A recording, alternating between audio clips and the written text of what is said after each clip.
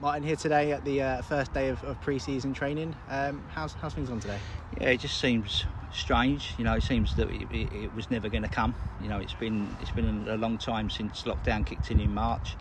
But driving here this morning, it was a good feeling. We've had to do a lot to make this first day happen in terms of the COVID and the testing for the COVID. But to see all the players turn up this morning and they're out there running at the moment, fit, well, and raring to go is a nice place to be.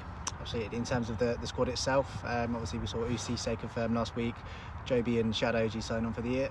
In terms of where we are you kind of happy with how things have gone? Yeah, we've got 23 signed players at the moment. We're probably maybe two short, one being a striker and one being a centre-half that could possibly play full-back as well. So we need 25. Obviously the Raul Sartorio situation is that we've been offering him contracts since November.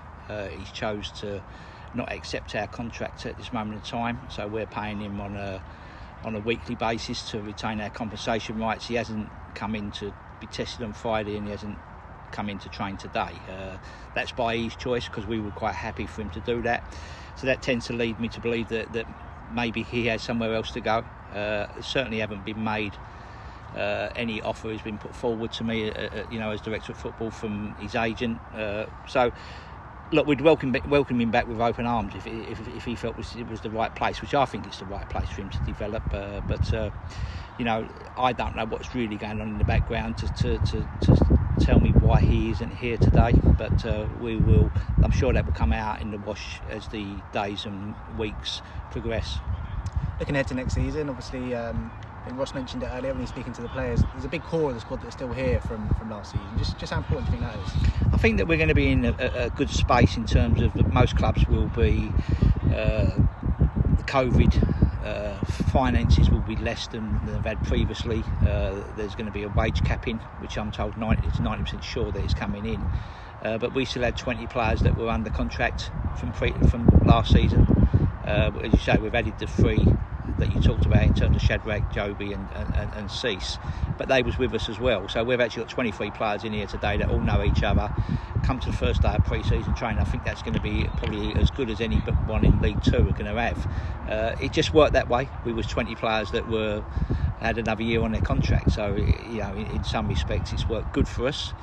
On the financial side of it, we've had to be creative to be, because you're going to, if the new wage capping comes in, it's going to be 22 senior players that you're allowed in your squad, and as many under 21s as you like. If you look at our squad at the moment, it's 20 senior players and 3 under 21s. So we've still got space for 2 more senior players. If that's the case, and maybe taking a couple of younger ones in on loan, or one younger one in loan. But the wage cap, it sounds weird that I don't know sitting here, that I don't know when the season starts. I've not got definitive answers on the wage capping, just to be aware of my squad building, that the wage capping could well kick in. It's answers that I should have from the Football League, but I haven't.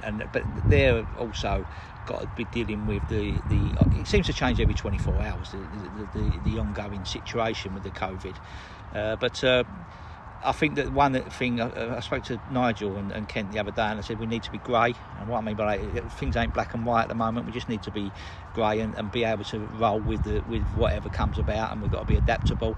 And when we talked to the players this morning, or certainly when Ross spoke to the players this morning, spoke very much about adaptability, and I think we're going to need that. One player you mentioned a minute ago there was Usi coming in. Just how difficult was it to get that deal across the line? As well as I do, that we've been talking to him since the end of last season. We felt that he came in and made a good imprint on everybody. Then the COVID has come about, and whether the money was going to be so part of it was whether the money was going to be there. After speaking to Ross and anyone else that connected with the club, we knew that he would be our number one target. But to get the deal over the line was really pleasing. There was other clubs that was involved. There was a stage the week before he signed where I felt I'd lost him in terms of the other clubs were coming in and sort of muddying the water. But He was consistent all the way through. He wanted to be here. You know, he said to me all along that he liked what he had. He liked how things were done here last year, and he had no hesitation coming back. But when you get a player of quality, you're going to have other clubs interested. So when we finally got his name on a contract on Friday and a medical passed on Friday, it was a big sigh of relief, but also a little bit of a sigh of a job well done by Ross, myself, and the board. You know, the board here that backed me going to get, that backed us to go and get C. So a job well done that we thought we was losing. And just finally, with the obviously COVID-19 implications on football financially, just how much has that kind of changed our plans for the season and maybe wider football as well? Yeah, I just think we're talking in worst case scenarios of a loss of 1.5, 1.8 more than we would have lost anyway.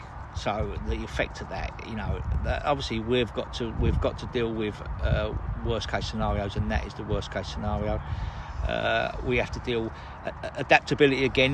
With some rumour that fans might be allowed in, or percentage of fans, and a lot of our revenue comes through people coming through the door. And if we ain't got people coming through the door, we lose a lot of our revenue. And I suppose we're lucky in some respects that we've got owners that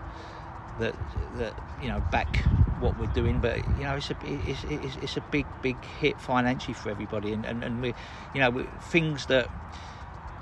I always look at a football and financial as 50-50. So, I'm a director of football, so a lot of times I want a football thing, but the finances might say, look, I can't do it. But now I think we have to look at financially before football, because we're going to be given a wage cap to work within. Obviously, the money is not going to be. So it's changed. I think it's changed the surface and the outlook of people that work within football, and it's. Again, it's changing on a daily basis, but it's tough. It is tough, and there'll be some clubs that'll be a lot worse off than us, and you have to be grateful for that. But the be all and end all is that the money that don't come in because of the COVID, somewhere along the line we've got to be creative in other areas to make sure that we don't end up putting ourselves in a financial situation that is not good for the football club. And you can't expect people just keep putting their hand in their pocket and coming up with a solution. You've got to understand it as a football club, and it will change the outlook of football outside the Premiership.